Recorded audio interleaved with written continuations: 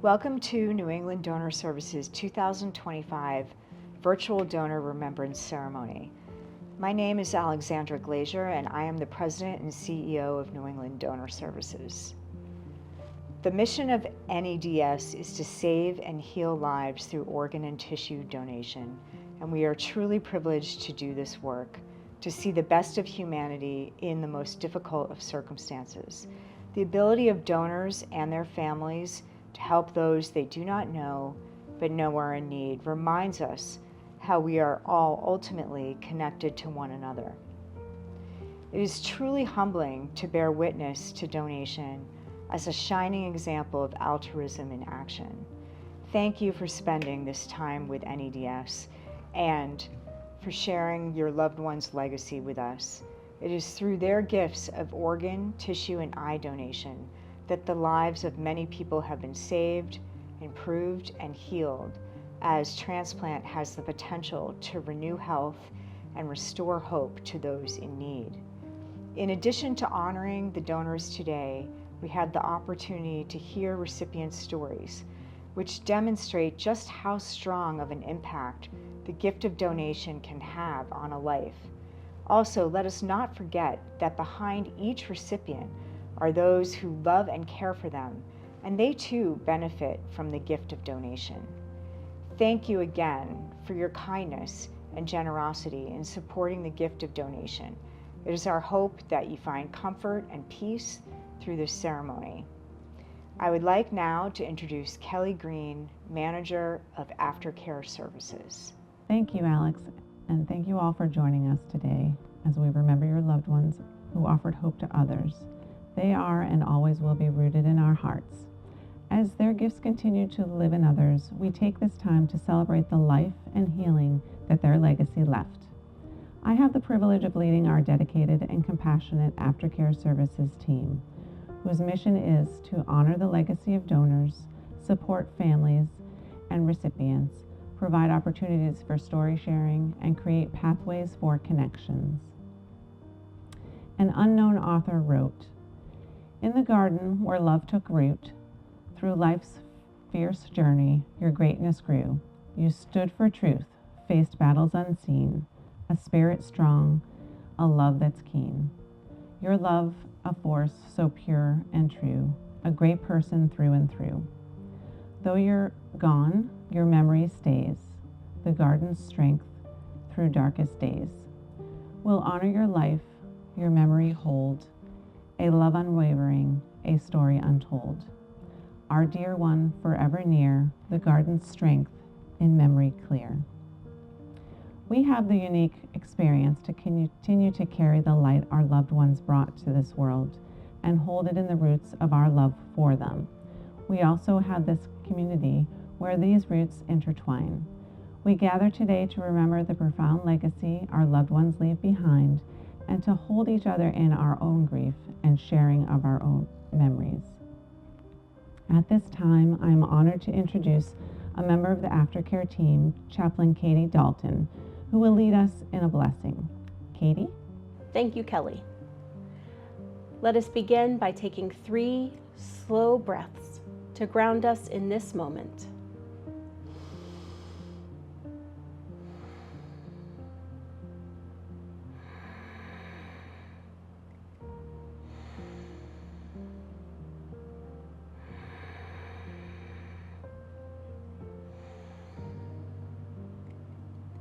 Spirit of life and of love, we gather today connected to one another through both death and life.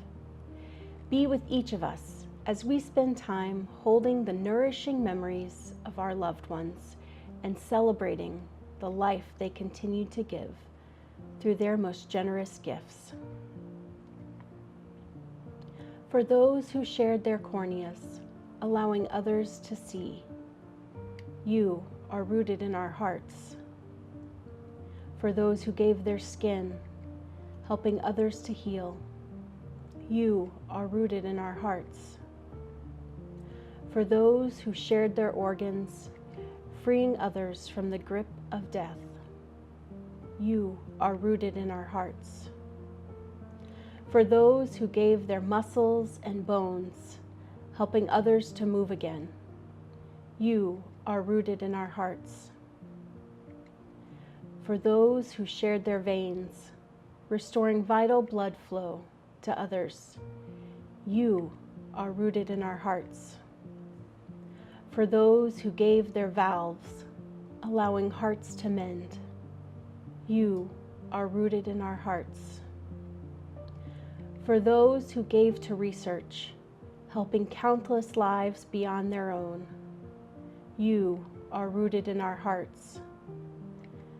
For those who were donors in spirit, who offered to share, but could not in the end. You are rooted in our hearts.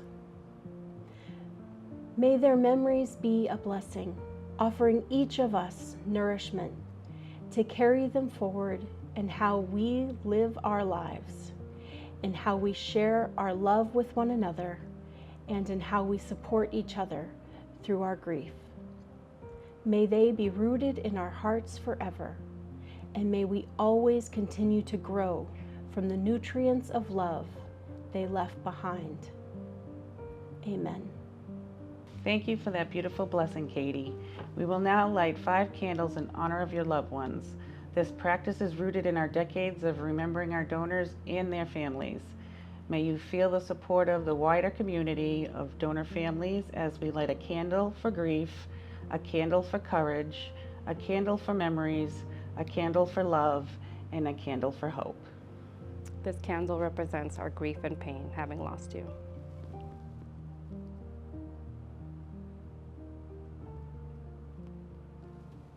This candle represents our courage to confront our sorrow.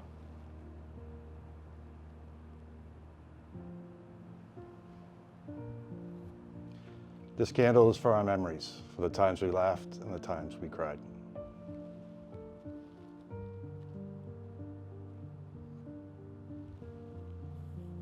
This candle represents the love your presence brought to each of us.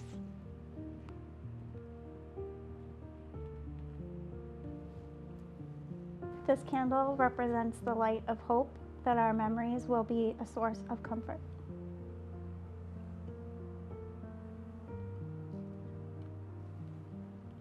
As Alex shared, the mission of NEDS is to save and heal lives through organ and tissue donation. It is our tremendous honor to get to be a small part in these lifelong connections rooted in altruism and love. We are honored to share recipient stories and sentiments from one of our research partners with you today. It is our hope that you can recall your loved one and their recipients as these recipients and Dr. Ye share what the donors gave to them.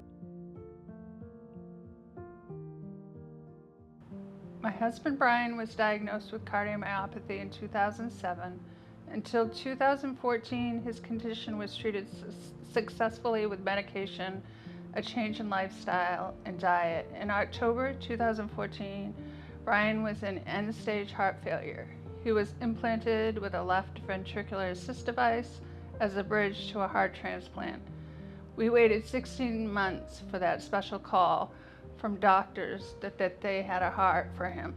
That call came on Valentine's Day 2016, and it brought a range of emotions for all of us. We were nervous, excited, scared, and sad because we knew what had just happened to another family. Manny Lopes and his family graciously donated his heart and gave Brian the gift of life, blessing Brian, our family, and his friends with nearly 8 more years of life. Manny was a father, son, brother, and friend, and his family described him as the type of man who was always willing to help others. We now know his decision to become an organ donor was an extension of his generous spirit. Brian fought courageously to live right until the end and made the most of every day. He was grateful to God, doctors, and especially Manny and his family. Brian's motto was, "Every day is a good day," and he truly believed it. He returned to work 6 months post-transplant, returned to refereeing football, being a father, husband, brother, and friend to everyone who loved him. Those 8 years restored his life back to normal, experiencing all of life's blessings and regaining his independence. He watched his sons grow into adults and become wonderful, caring, and successful young men. Brian told them every day how proud he was of them. He never took anything for granted and never ended a phone conversation or left for a quick trip to the grocery store without saying, "I love you." Brian loved sharing his transplant story with anyone who would listen.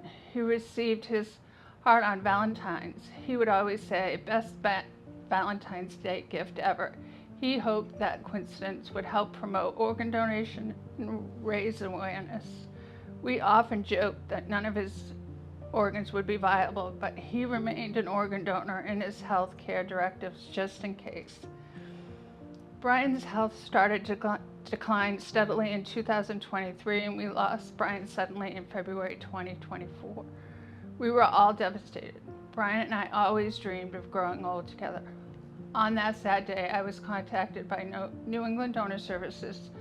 They explained Brian's liver may be viable for transplant, and he was a match for someone in need of a life-saving transplant. Amid losing Brian, that news was always overwhelming to me at first. Ultimately, it would be something Brian would want. It would be fitting for his last selfless act on this earth. Brian's recipient would receive that same special phone call that we received 8 years ago, bringing hope and life to them.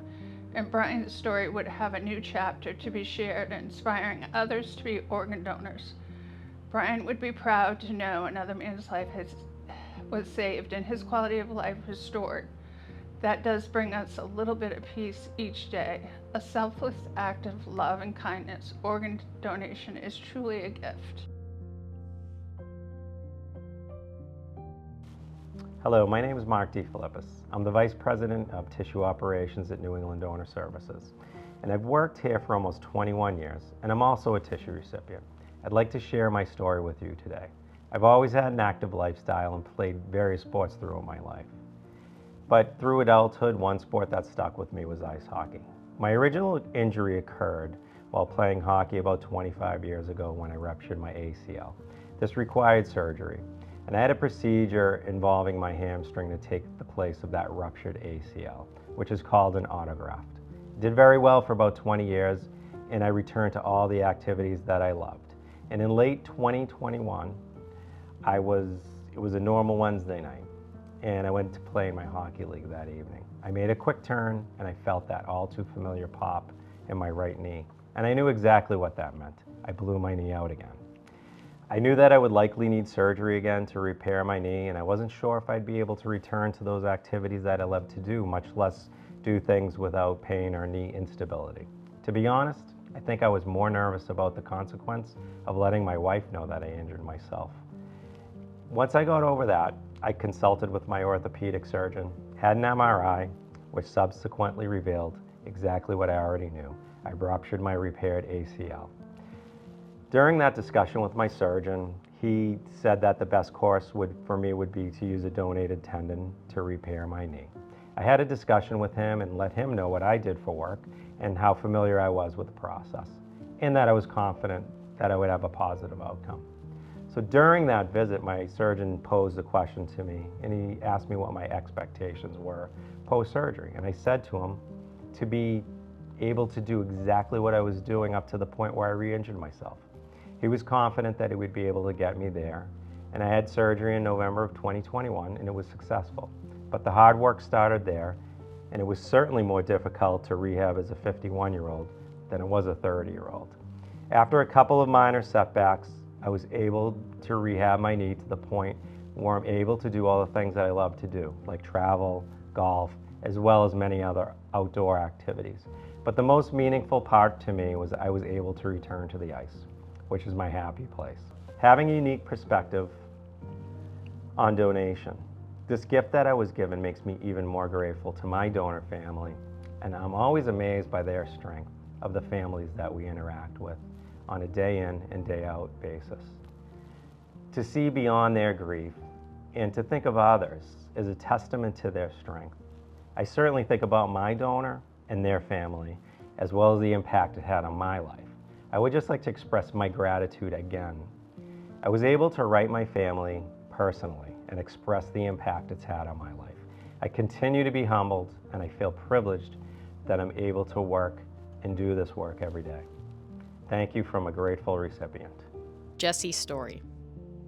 Jesse is a professional horse trainer, competing at a very high level in dressage, the discipline of horsemanship that creates a harmonious relationship between horse and rider and showcases the precision, movement, and trust developed between the pair. As a teenager, Jessie endured the ravaging effects of an unnamed autoimmune disease that melted her corneas and destroyed the vision in her left eye.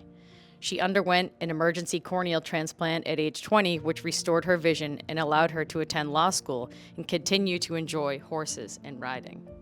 After a few years, Jessie's transplanted cornea started to thin out in spots, requiring a second surgery to repair the damage and close the leak that had begun to affect her vision once again. This time, instead of a full corneal transplant, Jessie received a patch graft, a small section of a donated cornea that had been sterilized and sewn in place over the leak to restore clarity to Jessie's vision. This gift, too, like the original transplanted cornea, came from a generous and anonymous donor shortly after their passing, someone who was kind enough to leave a piece of themselves behind to help someone else. Hi, I'm Heidi Ye, and I'm an abdominal transplant surgeon. So I have the rare privilege of witnessing firsthand the lives saved by your loved ones' gifts and the joy that you have brought to families during your time of loss. I am also a scientist who is working on developing more accurate and reliable diagnostics to predict liver function, as well as using ex situ perfusion as a platform for repairing and rehabilitation of organs, so that more donated organs can be successfully transplanted. We are also beginning to investigate ways of modifying organs to make them resistant to injury, rejection, and recurrent disease. Much of this work would not be possible without donated organs that did not make it to transplant. We have already progressed to a clinical trial of transplanting fatty livers that we would not have previously used, so your precious gifts are doing double duty, saving lives now, but also advancing the field and helping future generations of patients. On behalf of our thousands of grateful patients and our amazing research team, thank you to the donors and their families for their generosity and compassion. Thank you, Celeste, Mark, Jesse, and Dr. Ye, for sharing how lives have been forever changed. These stories are just the beginning of how your loved one's generous gift continue to bring life and healing into this world. Their individual legacies live in each moment of the healthy lives they have made possible, as well as our memories rooting them in our daily lives. Edith Wharton told us there are two ways of spreading the light: to be the candle or the mirror that reflects it. Please join me now in reflecting the light that all of our heroes bring.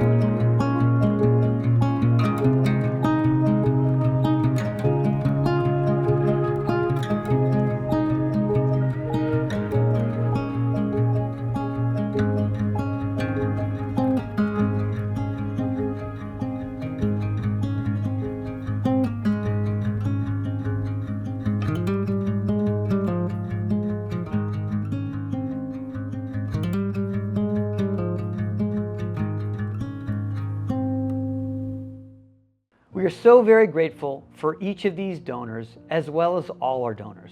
We encourage you to find ways to tap into the roots of love that your loved one has left behind for you. Before we close, we at New England Donor Services would like to take a moment to thank you, our donor families.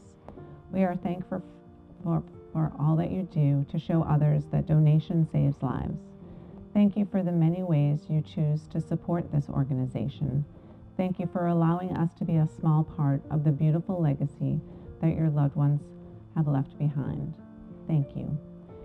We hope you have found some comfort in the story shared and welcome you to join us at upcoming events like the Blue and Green Walks.